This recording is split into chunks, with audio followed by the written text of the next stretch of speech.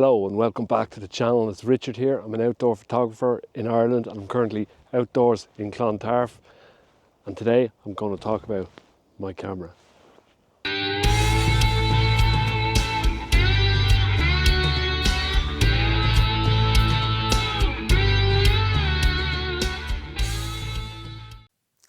So who's this video for? It's for novice photographers, people who've been shooting with their mobile and are enjoying it, and or maybe are thinking about moving to purchase a mirrorless camera or DSLR and have never even held one. I'm sure there's many people out there who haven't.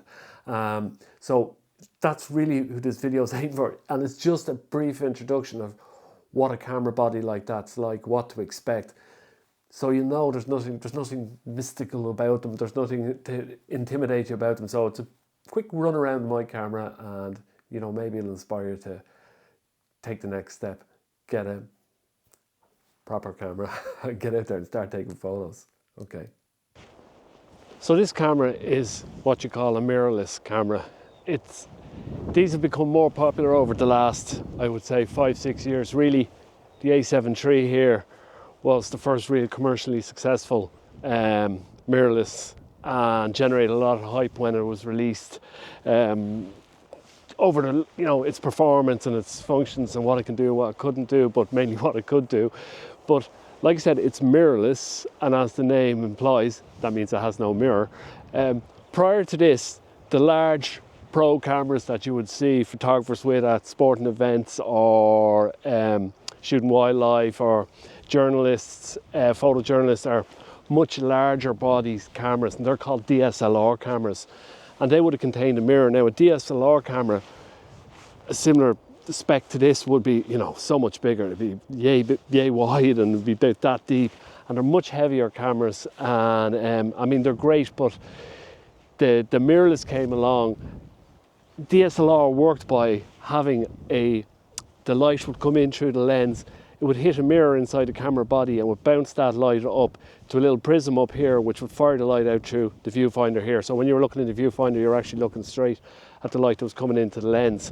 And that mirror, when you press the shutter button, would open and close and open and close, and that's what made the distinctive noise. And but as a result of having that mirror, the camera body was much bigger. So mirrorless cameras have gotten rid of that by, getting rid of the mirror and having the light go straight through the lens and hitting the sensor inside there. And what you see in the viewfinder here, it isn't a live viewfinder. Basically, it's a small TV screen in there that you're looking at. So you're looking at an electronic feed, the same as what you see at the back of the camera here. So by getting rid of the shutter, they've made the camera so much smaller, and have added loads of other benefits to it as well. So that's the real advantage with a mirrorless, is that they've shrunk it down. Now, some would say it's too small. This is, I mean, my mobile takes up a larger space than this camera, the camera body. This is obviously your lens. So, like I said, this is a mirrorless. I would say at this stage in the game, most professional photographers are moving towards mirrorless cameras. You probably have a bunch of diehards really at this stage that have always shot DSLR and have been reluctant to switch to mirrorless, but I'd say more and more they're switching over to mirrorless because it just offers so many advantages. Okay, here we have the back of my camera. Now this is what I spent a lot of time looking at. So I'll start right here. This is your EVF and your viewfinder. So like any camera, if you ever put it to your eye, you've got a viewfinder there to see the scene in front of you. Now that is not a live optical one. That's actually, like I said, a digital viewfinder, EVF. You're basically seeing the same image that's on the screen there. There's a tiny little screen in there. So that's your viewfinder. This little part here, obviously you put your eye up against it. Just worth knowing, this is interchangeable. So when I got the camera, the one that came with the Sony was way smaller, and I didn't like it. My eyeball was too close to the camera. So you can just buy all of these things on Amazon. There's so many adapters, and you can change one to get one that fits your eye better. So that's simply that. Now we've got a load of buttons here. I'm going to fly through them. Anything with a C on it's customizable button. So I can go into the menu here on this, self-explanatory. I can just go through a menu there and make any sort of loads of changes to how the camera works. I can program in these custom buttons to do a specific function. So that's all that is. Over here then we've got a little record, that's just for recording video. AVF is for your autofocus or switching it on and off in the camera. AEL, it's a function I don't really use that often. I think it's for locking exposure. Now a lot of these, like this is a Sony setup, a Canon will be slightly different, a Nikon will be slightly different, but overall they'll have the similar functions on each of the cameras, and they might have these things in slightly different places. But these buttons here, I wouldn't normally use that often. We get down here then to one that's more commonly used. We've got a little joypad here, and it can move your focus points around on the screen. You've got a function button here. It brings you into basically a shorter menu where you can again change things like if you want to shoot continuous focus, you want to change your flash settings, you want to change your white balance. You can do all that there with the focus or with the function button. You've got a little dial here. Again, this is if you're reviewing a photo. So if I go down to this little play button here, I can review a previous photo, and these are previous photos in the past, little thumbnails I was doing for a previous video, and you can zoom in and out on and inspect your photos and that. Trash, simple explanation, it's for deleting photos, deleting something. Again, it's a C4. I use that for another function on my camera, and you can go back in. You can adjust the display here by clicking up there. You can adjust the display that you're seeing at the back of the camera to give you more information. This going right on that allows you to adjust your ISO settings on the camera. Now ISO is one of the functions on any camera that controls how sensitive your sensor is to light. That's a topic for another day. I'll go into that another day. But that's your ISO settings.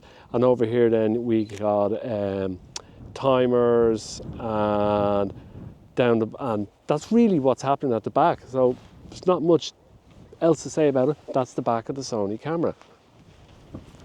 Okay, so we're looking at the side here. This is one of the sides, so all that's happening in here is I'm keeping my SD cards in there, so I'm just going to switch it off and I'll give you a look. So with a camera like this camera actually has 2 drives for SD cards, so I can, when I take a photo, I can record my photos or my RAW files into one of the SDs or into both of the SDs, or I could save one as a JPEG, one as a RAW, or I can set it up that my video goes to one card and my photos to another. So there's multiple benefits in having 2, and it's something that you wouldn't get on a standard camera. You'll get it on higher end cameras like this. So it just takes standard SD cards. Well, I use good quality SD cards, but that's where they go. And that's really all that's happening on the side here. You have little anchors here for where you attach your straps and whatnot. But that's that side of the camera. So here obviously we're looking at the front of the camera. So you have a big lens looking directly at you. Obviously with the mirrorless and with DSLRs, with these types of cameras, the lenses are interchangeable. So this is a huge benefit with using these systems. I'm not going to go into massive detail on that now because I'm just focusing on the camera. But that's your lens. Not really much else going on in the front. I'll cover these buttons when we get to the top. I'll show you what's behind the lens though. So here we have the camera sensor. So this is the main body of the most important thing in the camera. I don't like taking the lens off like this to show it to you, but that's what it is there. So that's effectively the film. Before digital cameras, obviously light was being exposed to a film, and then you bring the film to the chemist or the pharmacy and they develop it for you. But now it's the sensor in there that does all the magic. So that's what sits directly behind your lens at the front of the camera. So we're on the other side of the camera at the moment, and really there's not much going on here bar inputs and outputs. So in this camera here we've got, obviously you can put as a microphone jack in there, you have earphone jacks, HDMI cables, and oh, I can't open that one there, hold on 2 seconds. More input and outputs. So again, this is for accessories and peripherals that you want to add onto the camera, use them for photography or for videography. Okay, we're at the meat and potatoes here. This is the main part of the camera. So I'm just going to start on the left hand side. We're looking at the top of the camera here. So first thing here is this, the hot shoe. This is for attaching your flashes, your microphones. You can put an external monitor on that, lots of different things. And you've got obviously an electrical signal there to the camera. So I actually hate these things. I think they need to be redesigned. anytime you try to attach anything to it, it's finicky. It's a throwback to a design that's been around for, I can tell you, since the very first camera I had as a kid had some yoke like that. So anyway, that's what it is. It's a hot shoe mount. Don't really need to worry about that too much. We're on to here, obviously on and off for the camera, and here's your shutter button. So when you want to take your shot, you press that, it'll focus, you push it down, it takes the shot. Little dial here, this is for changing the aperture setting. So I'll come back to that in 2 seconds. Most people will shoot it in auto when they first get a camera, and the aim is to get away from shooting in auto. Auto, on a camera like this, the camera will decide what shutter speed, what ISO, what aperture to take a photo of, and it'll say, right, this is the best settings. And that's not always the case, and you have no control over what the camera does. So the goal in photography is to get out of that, and thank God I'm long out of it. But hopefully in future videos I'll go into this a bit more, how to start getting out of auto mode. But that's your auto setting. Then this setting is a program mode. It controls, it sets your aperture and your shutter speed, and it just adjusts exposure. You wouldn't normally use that. Now what I would use quite a lot is aperture mode. So aperture is setting the aperture of the lens to whatever you want, be it an aperture of 4 or 8 or all the way up to 16.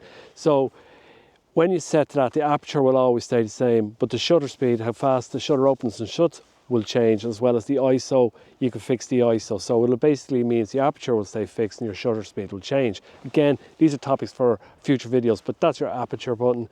This is shutter control. So basically you can set your shutter speed. So this is for adjusting shutter speed. So you can set your shutter speed to, I don't know, 1/80th of a second, or you could set it to 1 second or 1,000th of a second, and it will stay at that every time you press the shutter button. But it will change, the camera will change the exposure to try and keep it at, to give you a good image. And finally, this is manual. So, a lot of people say the goal is to always shoot in manual. When you're shooting a manual, you're controlling the aperture of your camera. You can, with this particular lens, I can make adjustments there, or you can adjust the aperture here, and you're also then controlling the shutter speed as well as the ISO. So you're controlling all of the different ways your camera collects and uses the light to give you an image. So that's when you're shooting in manual. Now a lot of people say, oh, you should always shoot in manual.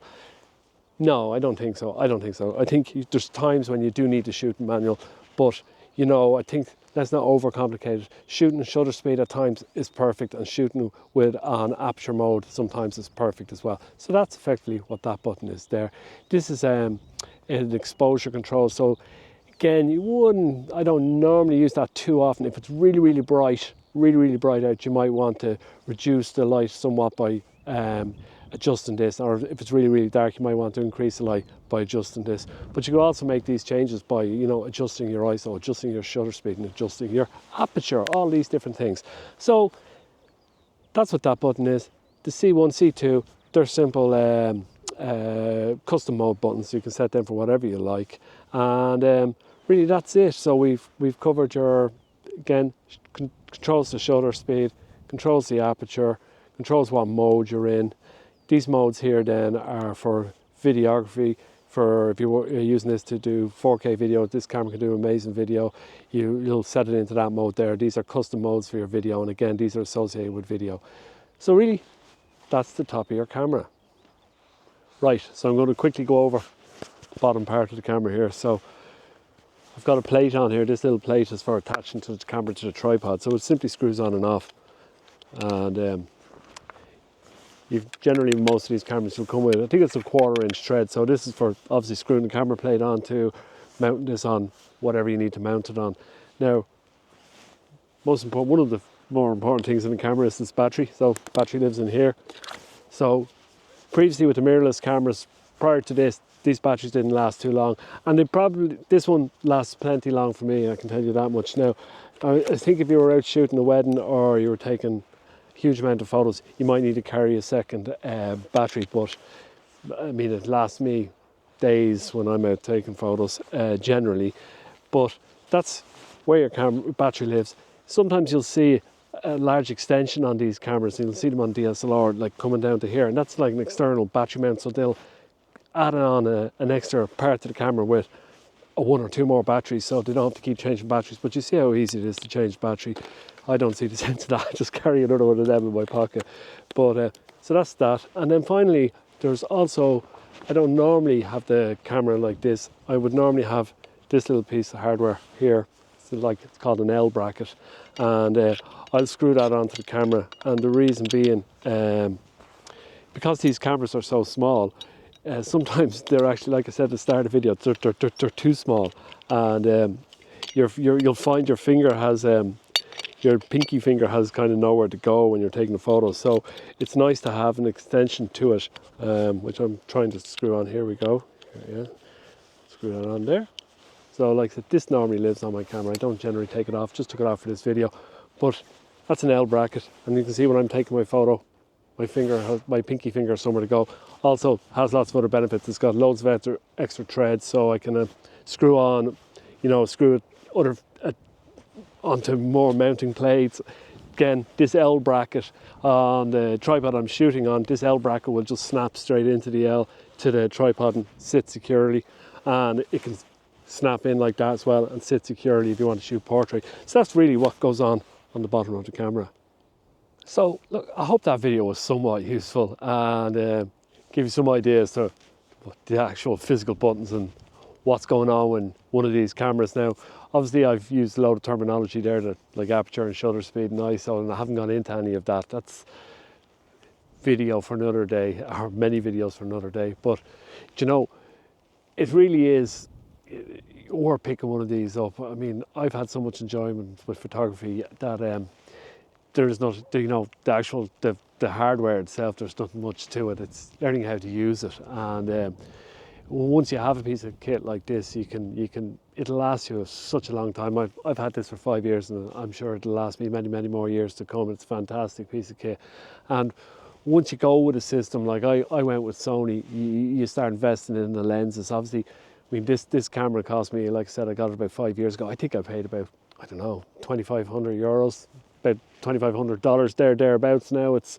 probably, I think I checked Amazon before I came out there, it's about 1,800 euros now. So it's dropped 500 or 600 euros over the past 5 years, and that's fine, it's still pretty pricey, and they are big investments to go and get, but once you get them, you'll have them for life, and then you'll start collecting the lenses. And the lenses, you get so many different types of shots and images, and the lenses last. The lenses are expensive. I mean, the lenses can cost as much as the cameras, some of them, but like this, I don't know, this particular lens here is probably about 11 or 1,200 euros. And sorry, I just wanted to cut the video there. I didn't make a point, which I should have, which is, do not need to spend the money that I've been talking about there on cameras or lenses if you're just starting photography, and I definitely do not recommend it. You're far better off going and getting an APS-C type camera, which is very similar to the one I use. It just uses a smaller sensor, and as a result the lenses are slightly smaller. The camera body can sometimes be smaller as well, but the costs are significantly less. The image quality often is fantastic still. You'd be hard pressed really to spot the difference between an APS-C and a full frame. I mean, so I would be starting on my photography journey with something like that. Again, you pick them up in the second-hand market, and you'll get them much better value.